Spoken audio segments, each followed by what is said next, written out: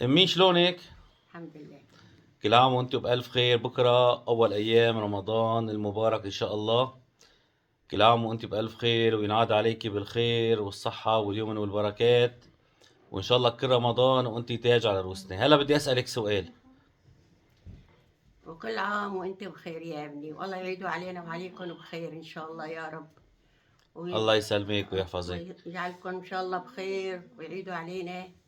وكل عام وانتم بألف خير. والله يا ابني أمي رمضان كويس. يا يامو، احكي لي على الفرق بين رمضان أولي ورمضان هلا، في فرق رمضان كتير؟ ايه في يا ابني، رمضان اولي احكي لي شلون كان كويس. أولي تمضوا أيام رمضان؟ نقضي كله سهرة عن بعضنا، يعني ناكل سوا، نطبخ سوا، العيلة كلها سوا، جيراننا كلها نبرك سوا، نعمل يعني نروح نصلي الجامع، نروح على التراويح نصلي، نعبد ربنا، نرجع الصبح نجي كمان نقوم سحور كويس، نستحر ونقضي أيامنا الحمد لله كلها خير بخير وكويسة.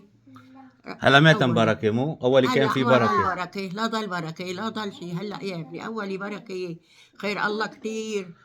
نحط على السفرة، ما نعرف نحتار شنا نحط هالسفرة نحط فيها. هلا أكلنا أكل طنطاط مو؟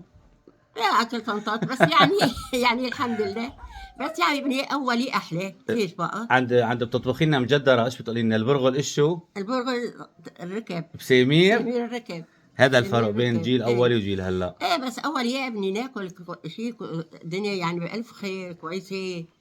ناكل كان نطبخ الجار نعمل، يطلع على الجار جاره، مو يطلع هيك؟ على الجار، إذا كان فقير جاره يجي طعميه يسقيه، هلا يعزمه لعنده يتعشى هلا شلون معه. الوضع بشكل عام؟ هلا ما حدا، كل بس مين اللهم كل مين اللهم اللهم نفسي. نفسي.